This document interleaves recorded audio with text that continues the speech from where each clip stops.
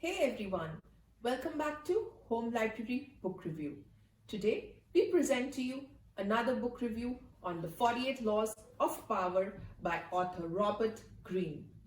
This book argues that if you manage to charm and deceive your opponents, you will attain the ultimate power. Author states that the better you become at handling power, the better friend and person you will become. We have divided the review in several parts to accommodate all the 48 laws. If you like the video, please give it a thumbs up. And if you are new to my channel, please do subscribe with the bell notification so that you are the first one to receive our videos. So let's get started right away.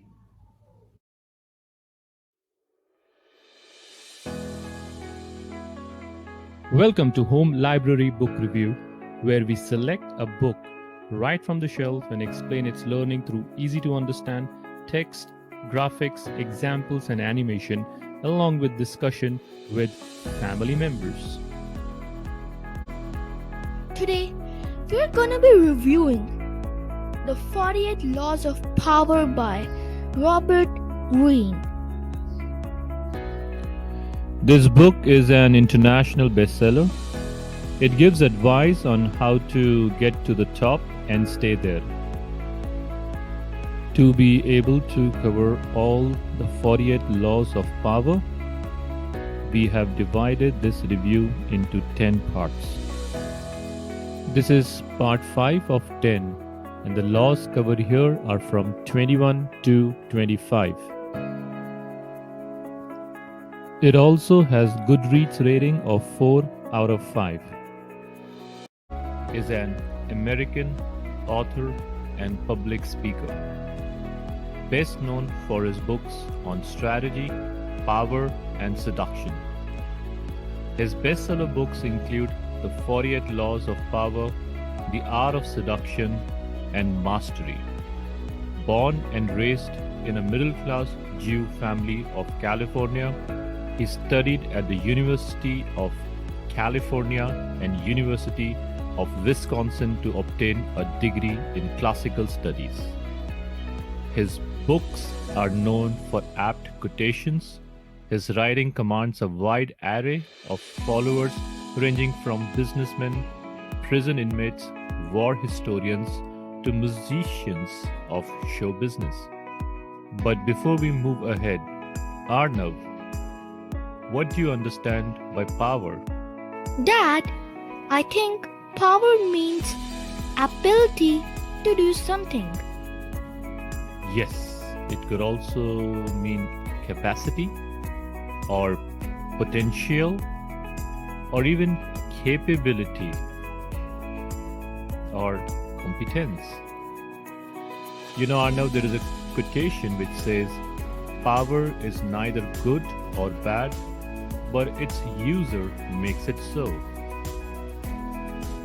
Now, I can't wait to review all the laws of power in this book. How about you, Arnav? Sure, Dad, let's begin. Law number 21. Play a sucker to catch a sucker. Seem dumber than your mark. No one likes feeling stupider than the next person. The trick then is to make your victims feel smart. And not just smart, but smarter than you are. Once convinced of this, they will never suspect that you may have ulterior motives. The feeling that someone else is more intelligent than we are is almost intolerable. We usually try to justify it in different ways.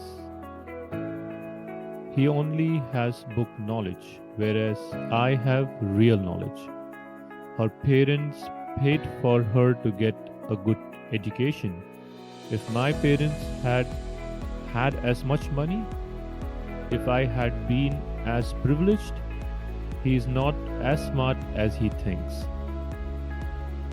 Given how important the idea of intelligence is to most people's vanity, it is critical never inadvertently to insult or impugn a person's brain power. That is an unforgivable sin. But if you can make this iron rule work for you, it opens up all sorts of avenues of deception. Reassure people that they are more intelligent than you are, or even that you are a bit of a moron, and you can run rings around them. The feeling of intellectually superiority you give them will disarm their suspicion muscles. Intelligence is the obvious quality to downplay, but why stop there? Taste and sophistication rank close to intelligence. On the vanity scale, make people feel they are more sophisticated than you are, and their guard will come down.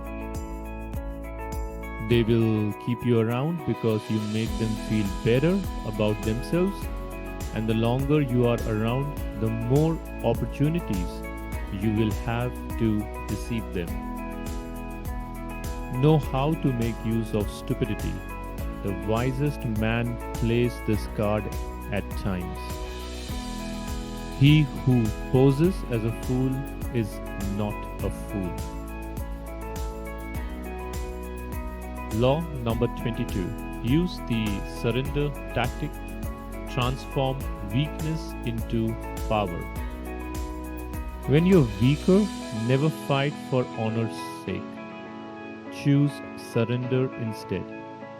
Surrender gives you time to recover, time to torment and irritate your conqueror, time to wait for his power to wane. Do not give him the satisfaction of fighting and defeating you. Surrender first. By turning the other cheek, you infuriate and unsettle him. Make surrender a tool of power. What gets us into trouble is the realm of power is often our own overreaction to the moves of our enemies and rivals. That overreaction creates problems we would have avoided had we been more reasonable. It also has an endless rebound effect for the enemy that overreacts as well. It is always our first instinct to react, to meet aggression with some other kind of aggression. But the next time someone pushes you and you find yourself starting to react, try this. Do not resist or fight back, but yield, turn the other cheek, bend. You will find that this often neutralizes their behavior. They expected, even wanted you to react with force, and so they are caught off guard and confounded by your lack of resistance. By yielding, you in fact control the situation because your surrender is part of a larger plan to lull them into believing they have defeated you. This is the essence of the surrender tactic. Inwardly, you stay firm, but outwardly, you bend. Deprived of a reason to get angry, your opponents will often be bewildered instead. In the battle of the intelligent against the brutal, surrender tactic is the supreme weapon. Law number 23. Concentrate your forces. Conserve your forces and energies by keeping them concentrated at their strongest point. You gain more by finding a rich mine and mining it deeper than by flitting from one shallow mine to another. Intensity defeats extensity every time. When looking for sources of power to elevate you, find the one key pattern, the fat cow who will give you milk for a long time to come. The world is plagued by greater and greater division within countries, political groups, families, even individuals. We are all in a state of total distraction and diffusion, hardly able to keep our minds in one direction before we are pulled in 1,000 others. The modern world's level of conflict is higher than ever, and we have internalized it in our own lives. The solution is a form of retreat inside ourselves, to the past, to more concentrated forms of thoughts and action. Napoleon knew the value of concentrating your forces at the enemy's weakest spot. It was the secret of his success on the battlefield, but his willpower and his mind were equally modeled on this notion. Single-mindedness of purpose, total concentration on the goal, and the use of these qualities against people less focused, because in a state of distraction, such an arrow will find its mark every time and overwhelm the enemy. In the world of power, you will constantly need help from other people, usually those more powerful than you. The fool fills from one person to another, believing that he will survive by spreading himself out. It is a corollary of the law of concentration. However, that much energy is saved and more power is attained by affixing yourself to a single appropriate source of power. You cannot hit two targets with one arrow. If your thoughts stray, you miss the enemy's heart. Mind and arrow must become one. Only with such concentration of mental and physical power can your arrow hit the target and pierce the heart. Law number 24. Play the perfect courtier. The perfect courtier thrives in a world where everything revolves around power and political dexterity. He has mastered the art of indirection. He flatters, yields to superiors, and asserts power over others in the most oblique and graceful manner. Learn and apply the laws of courtiership, and there will be no limit to how far you can rise in the court. It is never prudent to prattle on about yourself or call too much attention to your actions. The more you talk about your deeds, the more suspicion you cause. You also stir up enough envy among your peers to induce treachery and backstabbing. Never seem to be working too hard.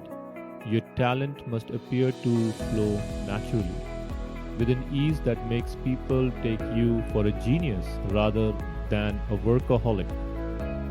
It is better for them to marvel at how gracefully you have achieved your accomplishment than to wonder why it took so much work. It may seem that your superiors cannot get enough flattery, but too much of even a good thing loses its value. Learn to flatter indirectly by downplaying your own contribution, for example, to make your master look better. There is a paradox. You cannot display yourself too brazenly, yet you must also get yourself noticed. You stand no chance of rising if the ruler does not notice you in the swamp of courtiers. This task requires much art. It is often initially a matter of being seen in the literal sense. Pay attention to your physical appearance then and find a way to create a subtly distinctive style and image. A lively wit and humorous disposition are essential qualities for a good courtier, but avoid any kind of joke about appearance or taste, two highly sensitive areas, especially with those above you. Express admiration for the good work of others. If you constantly criticize your equals or subordinates, some of that criticism will rub off on you.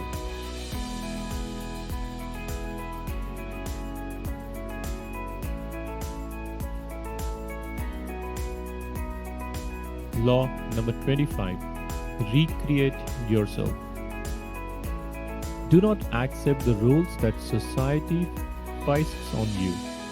Recreate yourself by forging a new identity, one that commands attention and never bores the audience. Be the master of your own image rather than letting others define it for you. Incorporate dramatic devices into your public gestures and actions. Your power will be enhanced and your character will seem larger than life. The character you seem to have been born, which is not necessarily who you are, beyond the characteristics you have inherited. Your parents, your friends, and your peers have helped to shape your personality. The Promethean task of the powerful is to take control of the process, to stop allowing others that ability to limit and mold them. Remake yourself into a character of power. Working on yourself like clay should be one of your greatest and most pleasurable life tasks. It makes you, in essence, an artist creating yourself. The first step in the process of self creation is self consciousness, being aware of yourself as an actor and taking control of your appearance and emotions. People who wear their hearts on their sleeves out in society are tiresome and embarrassing. And those who cry in public may temporarily elicit sympathy, but sympathy soon turns to scorn and irritation at their self-obsessiveness. Good actors control themselves better.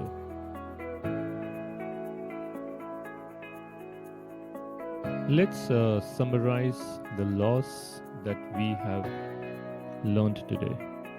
Law number 21. Play a sucker to catch a sucker.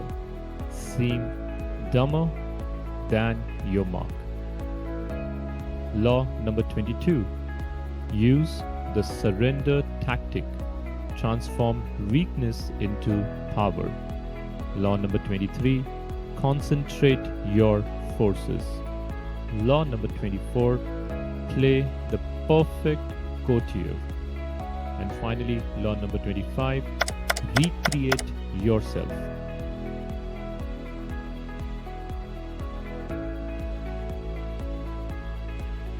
Part 6 coming soon. Please subscribe to the channel so that you're the first one to receive this video. In part 6, we will be covering from law 26 to law 30. Law number 26. Keep your hands clean. Law number 27.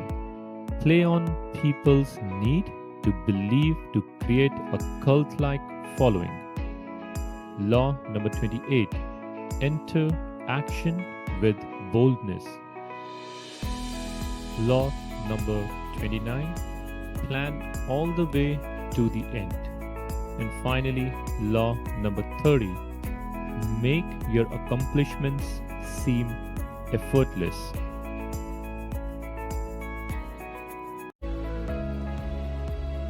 Thank you for watching this video. Please like this video and subscribe to our channel. Also press the bell notification button to stay notified about our videos. Also visit our website www.home-library.com.